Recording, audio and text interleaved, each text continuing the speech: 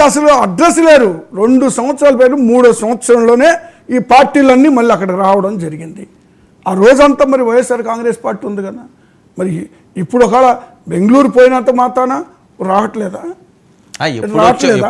సమస్యల పరిష్కారం ఎప్పుడు వచ్చావన్నది లెక్క కాదు, బుల్లెట్ దిగిందా లేదా అన్నది లెక్క. దింపాం కదా, లేటుగా వచ్చినా అంటున్నారు. అది మేము కూడా దింపాం కదా, 19లో అడ్డంగా దింపాం కదా, 19లో దింపాం కదండి. మళ్ళీ రేపు 29లో మళ్ళీ దింపుతాం. ఈసారి దింపుడు వేరే ఉంటుంది, 2.0 ఉంటుంది ఈసారి. అంత ఈజీగా ఉంటుంది ఈసారి. కాబట్టి ప్రజలు తీర్పు ఇస్తారండి. ఎవరైనా తప్పు అయినా ఒప్పు అయినా ప్రజలు నిర్ణయిస్తారు. కాబట్టి ప్రజల తీర్పు కొరకు మనం ఎదురు చూద్దాం. ఇప్పుడు నేనే అంటానంటే, ఇప్పుడు వీళ్ళు మరి రాజధాని రైతులకి మరి వాళ్ళు ఇచ్చినటువంటి హామీలు నెరవేర్చాల్సినటువంటి పరిస్థితులు ఉన్నాయి. నెరవేర్చకుండా మరి 3 మరి పంటలు పండేటువంటి భూముల్ని బీడు భూములుగా మార్చిన చరిత్ర ఈ కూటమి నాయకులది. మళ్ళీ ఇప్పుడు 44,000 ఎకరాలు కావాలని మళ్ళీ మీరు ఈ రకంగానే మాట్లాడారు. కానీ అది ఎవరన్నా హర్షించారా?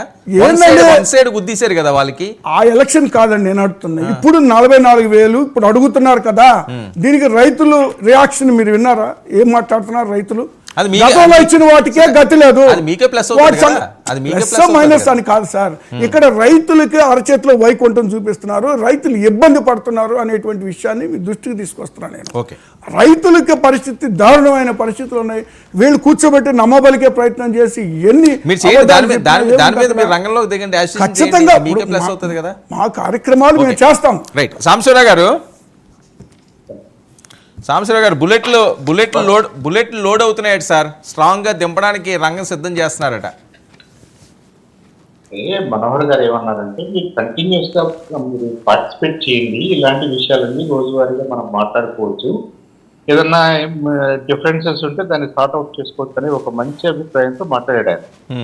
దానికి మరి కరోనా టైంలో మీరు ఎక్కడ ఉన్నారు, మేము ఎక్కడ ఉన్నామంటే అందరికీ ఇబ్బందికరమైన పరిస్థితులు ఆ రోజున రకరకాల ప్లేసెస్ లో ఉన్నారు. మనం జనంలోకి వచ్చి కూడా చేయగలిగింది ఆ రోజున ఏమీ లేదు. It was a pandemic situation. ఇప్పుడు అలాంటిది ఏమి లేదు కదా, అందరం బాగానే ఉన్నాం, అందరూ రోడ్డు మీద తిరుగుతున్నాం. ఇలాంటి ఇంపార్టెంట్